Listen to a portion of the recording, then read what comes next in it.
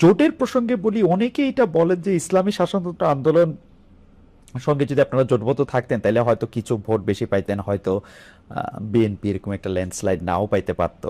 আপনি কি এটা মনে করেন যে শেষ আমরা এটা মনে মুহূর্তে? করি না। আমরা মনে করি ভোট আমরা পেয়েছি, হ্যাঁ, কিন্তু আমাদের ভোটগুলো আমাদের বাক্সে ওকে। অন্য দিক থেকে ডাইভার্ট হয়ে গেছে। এইটা বললে তো আবার আমার জানতে চাইতো যে কারা করলো এটা, বা আপনি এটা এই যে কারা আপনি ছেড়ে এটা দিয়েছে। আপনি এটা প্রেডিক্ট করতে পারছিলেন কিনা যে ভোটের আগে যে এরকম কিছু একটা হইতে পারে? কেন, আমরা তো বলে এসেছি না যে এখন পর্যন্ত কোনো লেভেল প্লেইং ফিল্ড হয়নি। আমরা তো এই কথা বারবার বলেছি। আপনি কি ইভেন লন্ডন বৈঠকের পরেও কিন্তু আমরা ডিপ কনসার্ন এক্সপ্রেস আপনারা কি ডক্টর ইউনূস সরকারকে অবশ্যই আমরা সব না, আমরা ওনাকে দায়ী করছি না, আচ্ছা। কিন্তু ওই লন্ডন বৈঠকে গিয়ে যখন মানে 4 দিন আগে দেওয়া নির্বাচনের ডেট উনি পাল্টায় ফেললেন, কারোর সাথে কোনো কনসালটেশন ছাড়া, হ্যাঁ। অন্য কোনো স্টেক হোল্ডারের সাথে কোনো হ্যাঁ। মত বিনিময় করলেন না, সেই দিনই আমরা বলেছি যে আসলে নির্বাচনের লেভেল প্লেইং ফিল্ড থাকে না, ফিল্ড একদিকে ঝুঁকাই দেওয়া।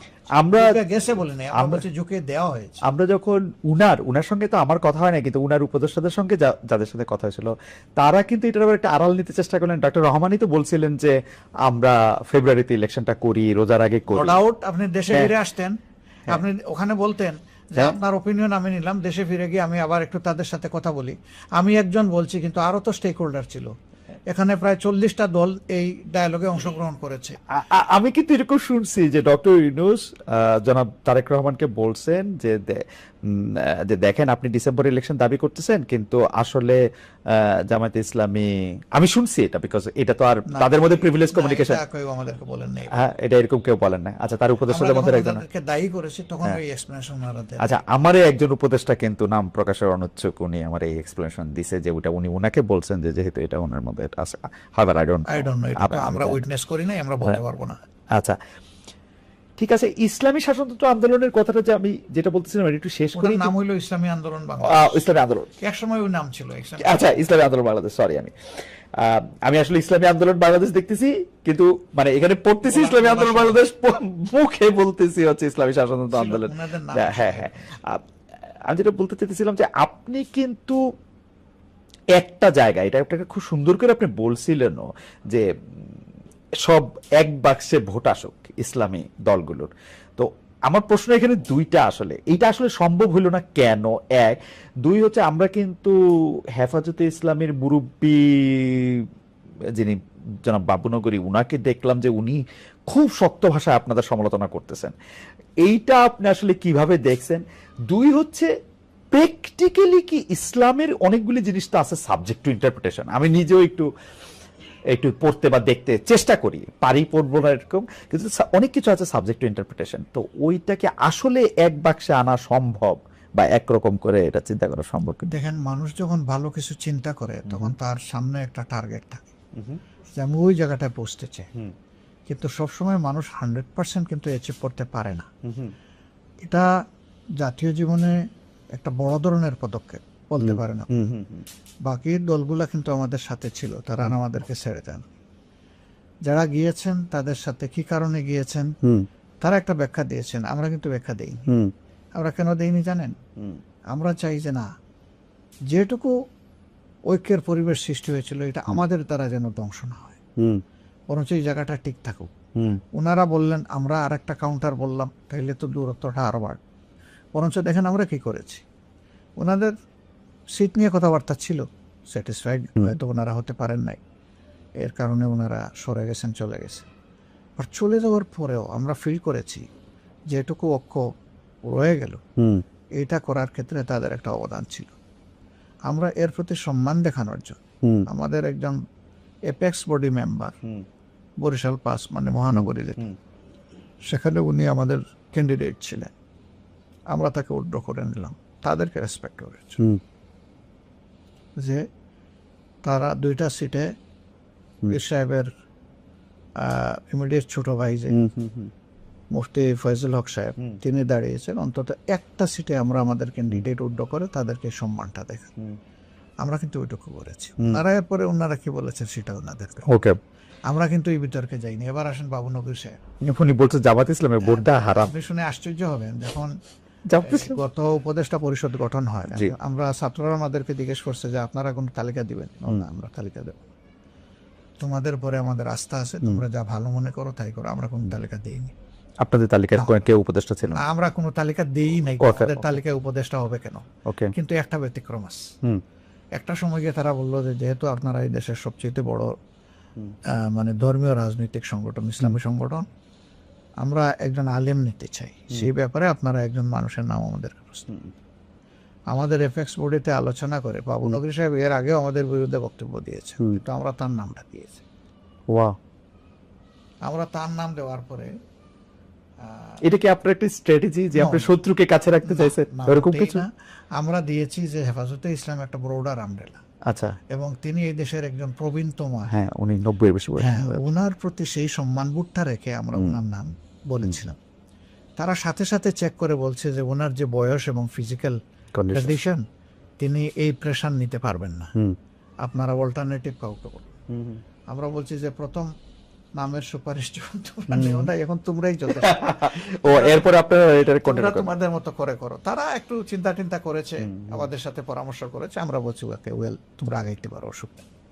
কিন্তু আমরা যদি আসলে এই সমস্ত বিতর্কে জড়ায়ে যাই আর সেই সমস্ত আলিমুল আমাদের কথার জবাব দিতে যাই, এটা আমাদের নিজেদেরই খারাপ লাগে। আমরা এই পলিসি আমাদের নাই। ওকে, যদি এখন আমি ওই থিওলজিক্যাল বা ধর্মতত্ত্বের কথাটাতে আসি, এটা কি আসলে প্র্যাকটিক্যালি পসিবল যে ধরেন মানে আমি যদি চরমনের পীর সাহেবদের কথা বলি, আমি যদি এখানে আনাতুল আব্বাসী সাহেবদের কথা বলি, আমি যদি আট রশিদ পীর সাহেবের কথা বলি, বা মাওলানা রাজ্জাক বিন ইউসুফের কথা বলি, জামাত ইসলামের কথা বলি, ইসলামী দলগুলো সবাই মিলে মানে আমি বলি এইটা কি আসলে মানে সম্ভব কিনা?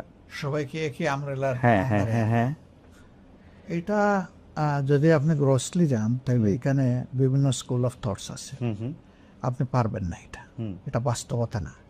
কিন্তু তারপরেও সমাজে ভিজিবল যারা অ্যাক্টিভিস্ট, তাদেরকে যদি আপনি চিন্তায় রাখেন, তাহলে জাতির কমন ইন্টারেস্ট আপনি চেষ্টা করে যাবেন। আচ্ছা, আপনার চেষ্টাটা যদি 70% সাকসেসফুল হয়, আপনি ধরে নেবেন আপনি সাকসেসফুল। ওকে, আপনাকে চেষ্টা করতে হবে, চেষ্টা না করে বসে থাকাটা এটা কোনোভাবেই মেনে নেওয়া যায় না। আর দেখেন আসলে ইসলামপন্থীরা যুগে যুগে কিন্তু খুব সম্মান পাননি এই দেশে, না এই স্বাধীন বাংলাদেশে তারা কিন্তু সম্মান পান। আপনি দেখেন কোনো আমলেই তাদেরকে সম্মানের জায়গায় কেউ হ্যান্ডেল করে নাই। আপনি যদি হেফাজতের অর্গানাইজ হওয়ার ব্যাপারটাই ধরেন, তাদের উপরে যেটা হয়েছে এটা তো ইতিহাসের একটা ভয়াবহ চ্যাপ্টার দিয়েছে। আমি তো নিজে দেখেছি হেফাজতে ইসলামের প্রবীণ আলেম, বিদগ্ধ আলেম, বড় মাপের আলেম পায়ে জিনজের হাতে, আমার নেই কিন্তু তাদের আছে। কিন্তু আপনার কাছে এটা কেমন মনে হয় যে শফি সাহেব বেঁচে থাকে, মাওলানা শফি সাহেব বেঁচে থাকে, যিনি সবার মুরব্বী আসলে 3 জায়গার, উনি বেঁচে থাকতে যে শেখ হাসিনাকে কমই জননী? উনি বলেন নাই, মৌলানা রুহুল আমিন সাহেব বলেছিলেন।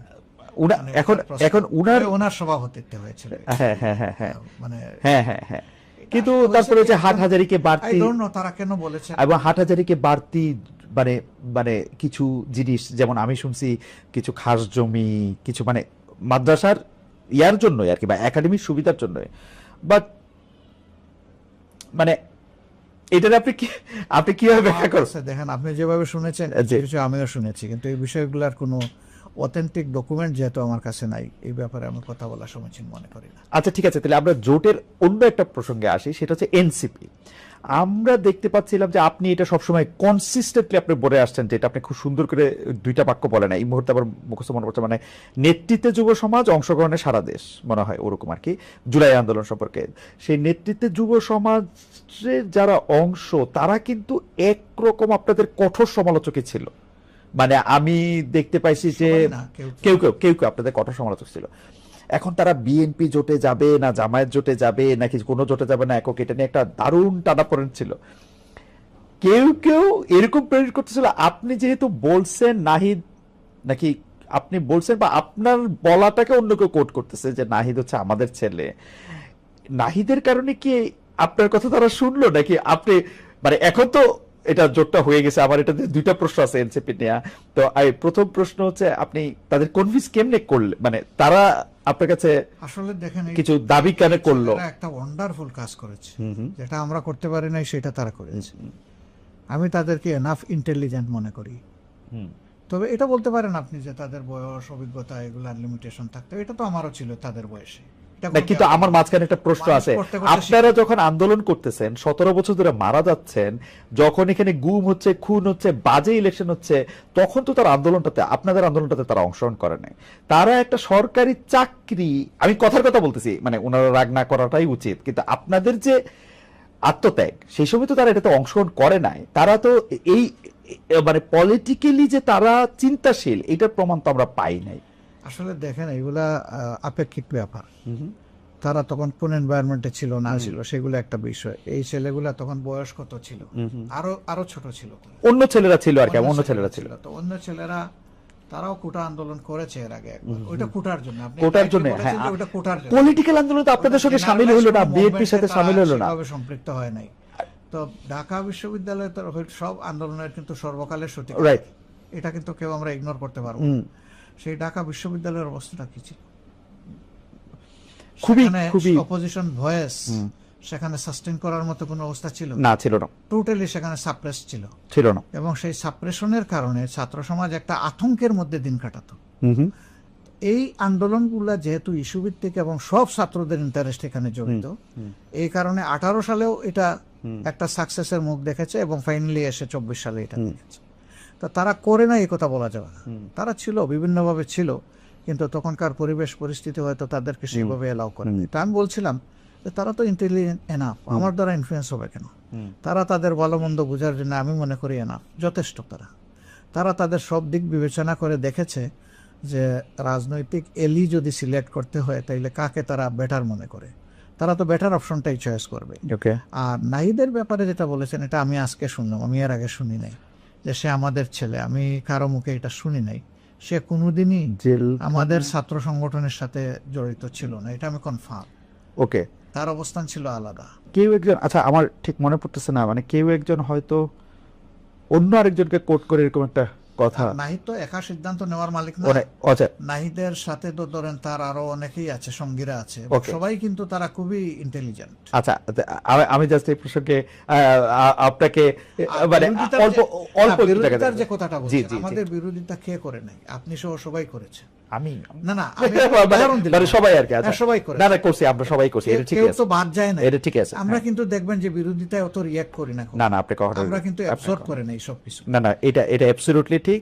আচ্ছা, আর তারা যারা করেছে আমি মনে করি এটা এসেন্স অফ ডেমোক্রেসি। এটা জানার জন্য যে এটা নেগোসিয়েশনটার ক্ষেত্রে কি আপনি মনে করেন 30টা বেশি হয়ে গেছিল এনসিপির জন্য, নাকি ইটস ওকে, মানে আপনি কি এটা হাইন্ডসাইট আপনি কি মনে করেন যে বা কম হয়ে গেছিল এরকম কোনো কিছু? আমরা আসলে বিষয়টাকে ফ্লেক্সিবলি দেখেছি সবার ক্ষেত্রে আছে। আপনি বলবেন তাইলে ফ্লেক্সিবলি দেখলে একটা দল চলে গেল, আমরা তাদের কাছে আমাদের এই ফ্লেক্সিবিলিটিটা হয়তো এনাফ মনে হয়নি, বাকিদের কাছে এনাফ মনে হয়েছে, বাস তারা এটাকে অ্যাকসেপ্ট করেছে। ওকে, এইটা আপনাকে দ্রুত এটা জিজ্ঞেস করতে চাই, অনেক আইনজীবী এরকম বলতেছেন যে আপনারা একটা সংবিধান রক্ষা করার শপথ নিয়েছেন, এরপরে আবার এই সংবিধানটা ভাঙচুর করে ফেলে দেওয়ার শপথ নিচ্ছেন, এইটা নাকি আপনাদের আগের শপথটাকে শেষ করে দিছে। এইটাকে আপনারা আইনজীবীদের সাথে কথা বলছেন বা আপনাদের উচ্চ ফোরামে কথা বলছেন কিনা, মানে ওই যে সংবিধান সংস্কার পরিষদের শপথ আরেকটা নেয়ার ফলে আপনাদের আগের শপথটা বাতিল হয়ে গেছে কিনা? আগের কোন শপথ? ওই যে সংসদ সদস্য হিসেবে শপথটা আর কি। না, এটা তো ওখানে চার্টারেই লেখা আছে যে দুইটা শপথ একসাথে হবে, একই ব্যক্তি নেবেন, একই দিনে হবে। হ্যাঁ হ্যাঁ, এটা তো ওইটার আলোকেই আমরা নিয়েছি, বরঞ্চ যারা নেন নাই তারা সিগনেটরি হিসাবে এটা মানলেন না, এখানে তাদের অব্লিগেশন কিন্তু তৈরি হয়ে গেল। আমরা তো চাইবো তারা তাদের অব্লিগেশনটা ফুলফিল করে। আমার শেষ প্রশ্ন সেটা হচ্ছে যে আপনি ক্যাবিনেট যেটা মন্ত্রিসভা হলো জনাব তারেক রহমানের নেতৃত্বে, সেটাকে আপনি কেমন দেখতেছেন, আপনি একটু মূল্যায়ন করবেন কিনা, আর দেশের সাধারণ মানুষের উদ্দেশ্যে আপনার কোনো কিছু যদি বলার থাকে? বৃক্ষ তোমার পরিচয় কি ফলে আমার পরিচয়? আমরা ফল দেখে কমেন্ট করবো, এখন কিছু বলবো না। আমরা ভালো কিছু আশা করব, আমরা তো বলেছি তারা ভালো করলে তাদের সঙ্গেই থাকবো, সমর্থন করব, সহযোগিতা করব। কিন্তু তারা যদি রাইট ট্র্যাক ছেড়ে দেন তাহলে বিরোধী দল হিসেবে আমাদের দায়িত্ব হবে এটা চেপে ধরা, বিরোধিতা করা, এবং সেখানে আমরা তাই করব। আমাদের পজিশন পুরাণের দেওয়া মূলনীতি অনুযায়ী তাওয়ানু আলাল বিররি ওয়াত তাকওয়া ওয়ালা তাওয়ানু আলাল ইসমি ওয়াল উদওয়ান, ভালো কাজে সহযোগিতা, মন্দ কাজে অসহযোগিতা। ওকে, আমার মনে হয় যে আপনাকে ধন্যবাদ। জামায়াতের আমির জনাব ডক্টর শফিকুর রহমান এতক্ষণ আমাদেরকে সময় দিয়েছেন, সবগুলি প্রশ্নের জবাব দিয়েছেন। আমরা আপনাকে অনেক ধন্যবাদ আমাদের পক্ষ থেকে, ঠিকানা নিউ ইয়র্কের ঠিকানা ডিজিটালের পক্ষ থেকে আপনাকে অনেক ধন্যবাদ জানিয়ে, শুভেচ্ছা জানিয়ে, কৃতজ্ঞতা ধন্যবাদ জানিয়ে শেষ আপনাকে। করছি। আমাদের ঠিকানা Bangla. Thank you so much. আম্বা কোটা আছে, আপনি তো এখন আর কোনো কিছুতেই বিলং করতেছেন না, না। তাহলে আপনার রাজনৈতিক ভবিষ্যৎটা কি? মানে আমি যদি সহজ করে ব্যাপারটা বলি, যে 5 বছর পর আপনি আপনাকে কোথায় দেখতেছেন? মানে আপনি সংসদে ভালো ভালো কথা বলতেছেন, পয়েন্ট অফ অর্ডারে দাঁড়াচ্ছেন, আপনি নোটিশ দিচ্ছেন, কিন্তু এটা কোথায় যাচ্ছেটা কোথায়? এবং এর জন্য কিন্তু আপনাকে বড় স্যাক্রিফাইস করতে হচ্ছে। আপনি কিছুক্ষণ আগে বললেন যে 3 বা 4 লাখ টাকা, কারণ আমার বন্ধুরা, আমি খুব ভালো করেই জানি আপনি যেরকম পরিচিত মানে লয়ার, তার ফলে আপনার জন্য এটা আরো সহজ। তো এই স্যাক্রিফাইসটা করে আপনি আসলে কি কি করবেন আসলে আপনার, বা কি পাবেন? আমার এখন 1 নাম্বার কাজ, বিশ্বাস করেন আর কিছু না, আমার এলাকার উন্নয়ন।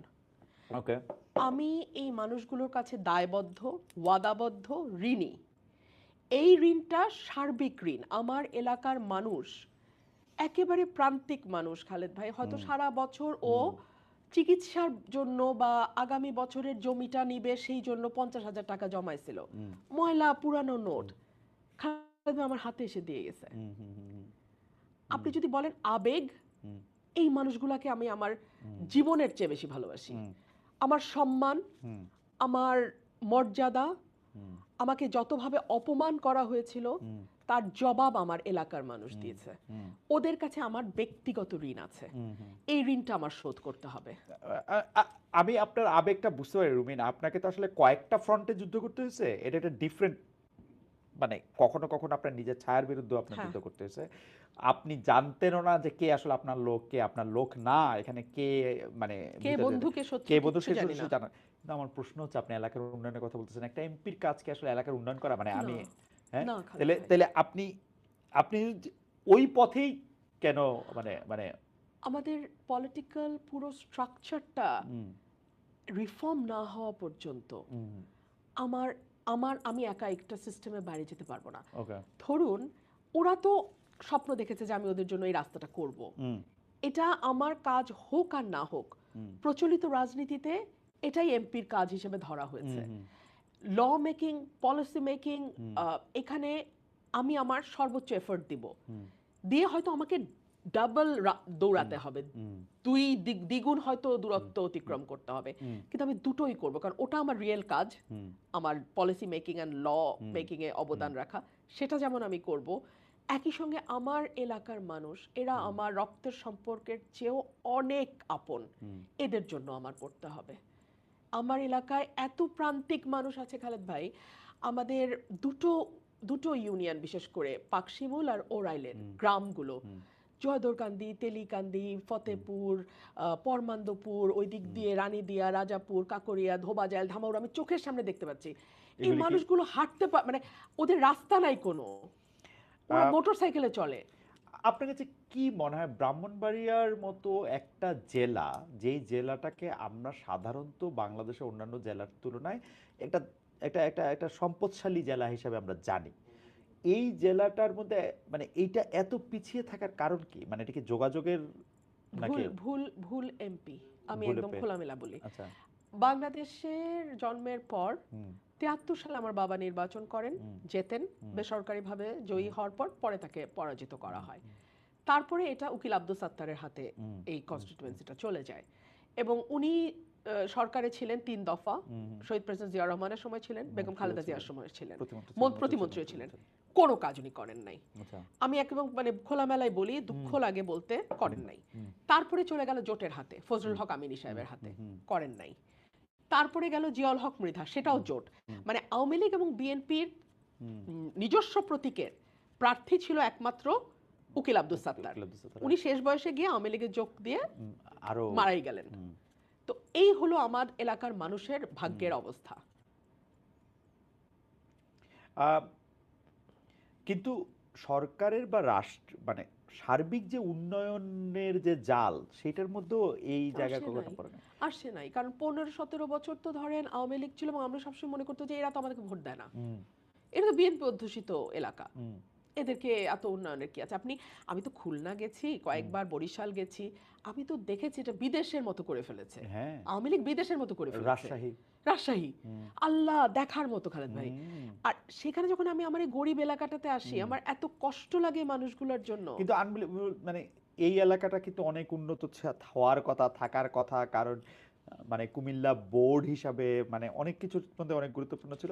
যাই হোক, আমরা শেষ পর্যায়ে চলে এসেছি। আমরা একটু আপনার কাছে একটু জানতে চাই যে আমরা শুনতে পাচ্ছি মানে কোনো একটা পাখি এসে আমাদের বলে যাচ্ছে যে আপনাকে আপনাকে ডেপুটি স্পিকার করা হবে, আপনাকে কোনো একটা মন্ত্রী হওয়ার অফার দেওয়া হইতে পারে, বিএনপি নানাভাবে চায়, যেটা আপনি আসলে একটু বলতেছিলেন যে ঘরের মেয়ে ঘরে ফিরে আসুক। এগুলি কি আপনি পাইতে শুরু করছেন, বিবেচনা করতে শুরু করছেন, এগুলি আপনি কিভাবে ভাবতেছেন আসলে? আমি কিছুই পাই নাই। আচ্ছা, ইলেকশনের আগে পেয়েছি, আচ্ছা, ইলেকশনের পরে আর আমি ইলেকশনের আগে, না, জানি ইলেকশনের না। পরে। আচ্ছা, যদি আমি এরকম বলি যে আপনি যেহেতু স্বতন্ত্র, আপনার জন্য কিন্তু জামায়াত এনসিপি জোটের জায়গাও উন্মুক্ত। তো আহ, যেহেতু এইবার এসে এটা আবার খুব বেশি শুনতেছে যে এটা আদর্শের জোট না, এটা হচ্ছে একটা নির্বাচনের জোট, একটা মোর্চা, সেই ক্ষেত্রে কি আপনি ওইটা বিবেচনা করবেন যে মানে জামাতে ইসলামী এনসিপি জোট, সেইটাও আপনি না। আপনি বিবেচনা করতে রাজি না? আপনার রাজনীতিটা যদি বলি যে আপনার রাজনীতিটা কি ধরনের রাজনীতি হবে, মানে আপনি কি সবকিছু মানে আপনি কি বিএনপি রাজনীতিটা করবেন, যেটা হচ্ছে আপনি দীর্ঘদিন টেলিভিশন আপনি বলতে চেয়েছেন যে আপনি বিএনপি রাজনীতির স্কুলের একজন আহ, মানে আমি বলবো যে একজন সাংঘাতিক রকমের সুন্দর করে বলা আলোচকও বটে, জাতীয়তাবাদ থেকে শুরু করে মানে সব মানুষের সব দলের জন্য একটা বহু দল বহু মতের যে একটা ধারণার রাজনীতি বিএনপি, যেটা রাষ্ট্রপতি জিয়া মানে প্রয়াত রাষ্ট্রপতি জিয়াউর রহমান যেটা করেছেন, সেই রকম আপনার রাজনীতিটা কি হবে আসলে? আপনি কি আওয়ামী লীগের রাজনীতি করবেন, বিএনপি রাজনীতি করবেন, সমাজতন্ত্রের রাজনীতি করবেন, নাকি জামাত ইসলামের রাজনীতি বা ধর্মের রাজনীতি করবেন? মানে এটাকে রুমিন আপনি ঠিক করছেন? ফারহানার রাজনীতি করব। সেইটা কিরকম, সেটাকে আপনি ভাবছেন? হ্যাঁ, ভেবেছি। আচ্ছা।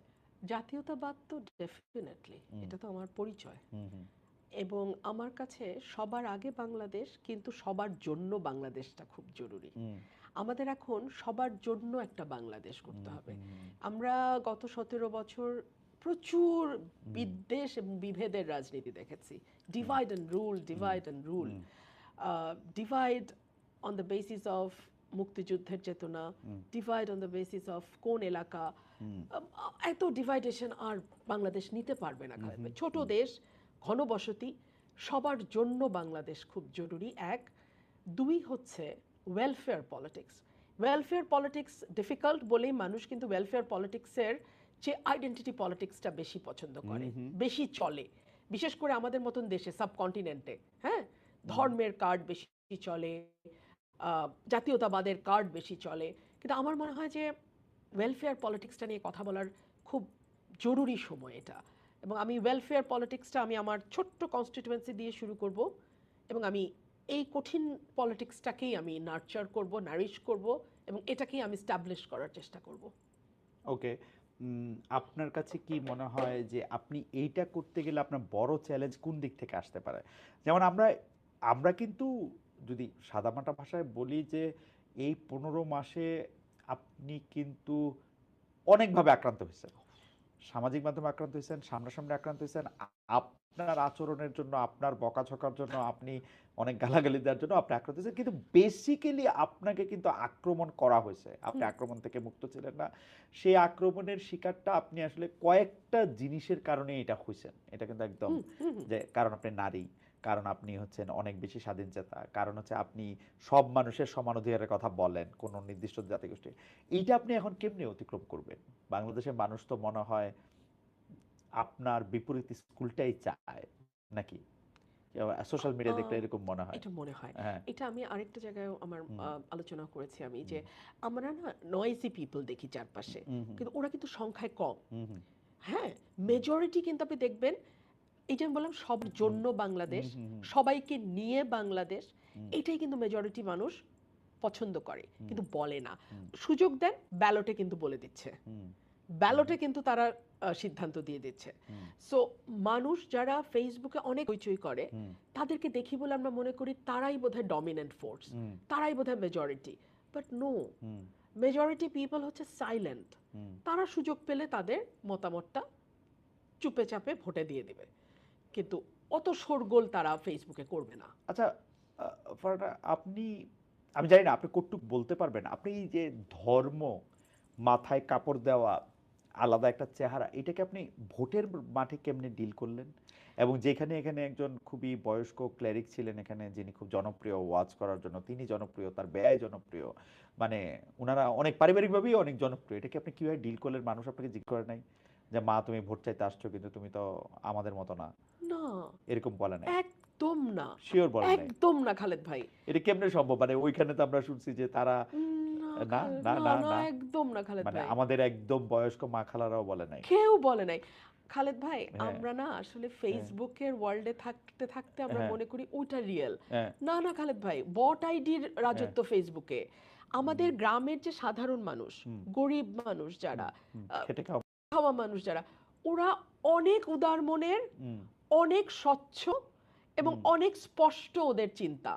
ওরা কিন্তু আমাদের মতো এত কনফিউজড না। আমার যে গ্রামের ভাই খুবই মুসল্লি, যার সাদা দাড়ি আছে, মাথায় টুপি আছে, গায়ে পাঞ্জাবি আছে, উনি আপনাকে কি করে, মানে মানে উনার উনা উনা উনি আপনাকে বা আপনি উনাকে কি করে ডিল করলেন, বা উনি আপনাকে কি বললো ইলেকশনের সময়? ভালো, একদম খুবই স্বাভাবিকভাবে আমি ওনাকে বলেছি যে ভাই এবার ভোটটা আমাকে দিয়েন, একটু চেষ্টা করি 5 বছর, না পারলে আর আসবো না আপনাদের কাছে। এবং দিয়েছে দিয়েছে তার প্রমাণ তো হ্যাঁ, 17,000 দেখলাম। ভোট পেয়েছেন আপনি। না, 1,17,18,000 1,18,000 ভোট পেয়েছেন আপনি। 46,000 মানে কত, 24,000 ভোটের ব্যবধানে জিতেছেন। 38,000 38,000 ভোটের ব্যবধানে জিতেছেন। আমার 1,18,000 আপনি